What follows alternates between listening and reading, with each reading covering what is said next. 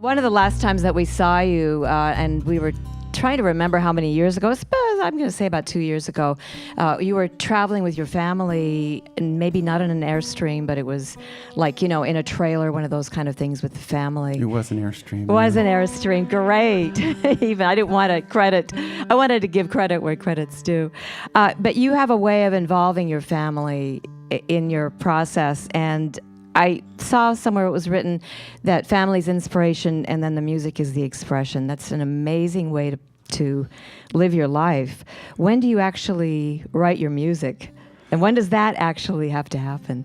It happens pretty continuously. There's a lot of things that inspire me that I jot down or record little bits of music or lyric or just an idea. And I've usually finished the songs when I'm at home, when I have a long chunk of time to work at it. And I love how the songs have always been a way for me to clarify a hint of who I'm becoming. Do you know what I mean? The songs are like Merlin. They show me who I might become and give me a view of the world from a perspective that I haven't even reached yet. But it's a way that proves to me that the songs are sort of gradually tuning, not just, it's not just a matter of getting the words and the notes. It's a matter of letting the whole process tune my life so everything feels as good as a good song does.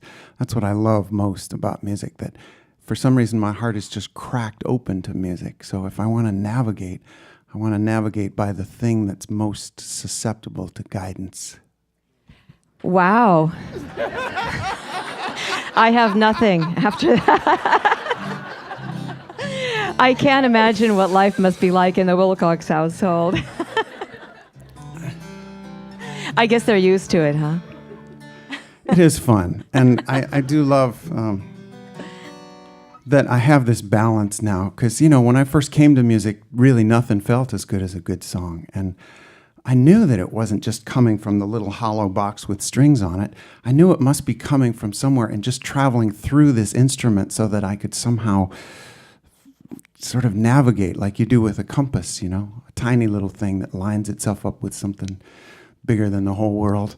And I love that it's been faithful. I think where you search, you are searched for. And if I sort of make my pact that I'm going to come to the guitar expecting miracles, then, if that's where I'm showing up for my, meeting place, I guess the miracles are like, I guess we'll have to meet him there.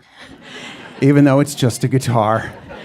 I wanted to talk a little bit about your guitar, because this is not just any guitar. I noticed that Rain Song has been selling a guitar with your name on it and made to your specs.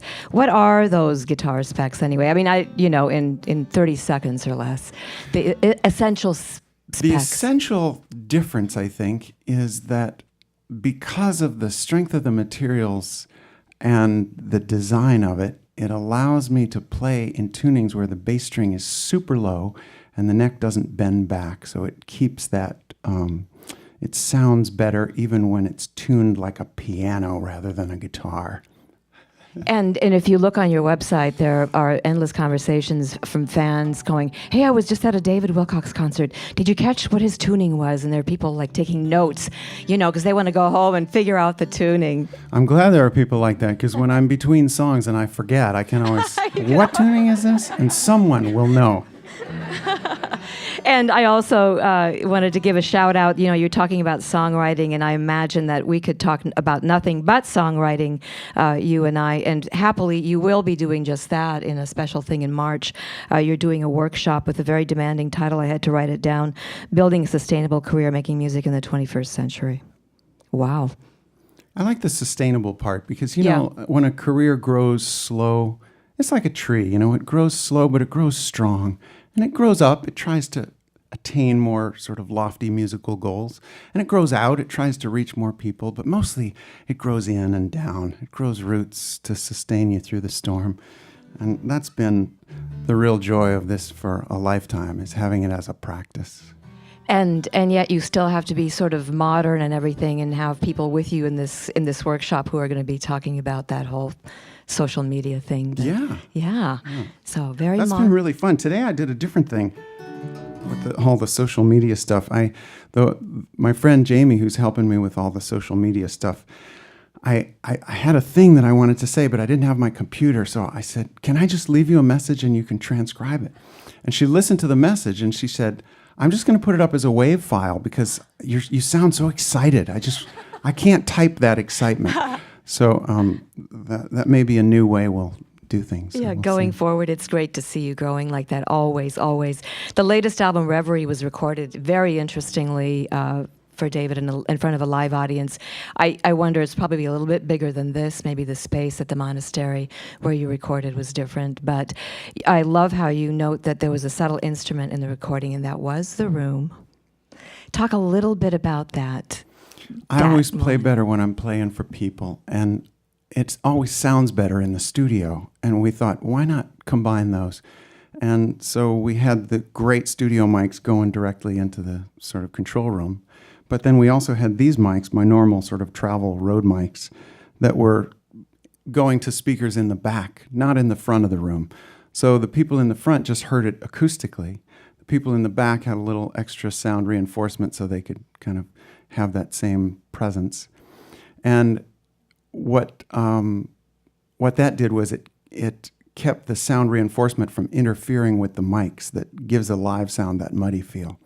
So it was still a great studio recording, but it did have that extra sort of natural reverb because of the speakers in the back that just gave us the sound of the room. And the audience was very polite because we talked beforehand about it. I said, I want this to feel person to person when you're listening at home or when you're listening in your car. So I don't want it to feel like this was an event that you weren't there, like there was an audience and you weren't there. I want it to feel like I'm just singing straight to you. And so the audience was willing to be really quiet and kind of hold that attention, but still make it feel like a studio recording. So when we're listening to that album, Reverie, then there's going to be that very special vibe to it. And we're really glad to have you person to person here today in the Bing Lounge, you. David Wilcox. What a segue. Great.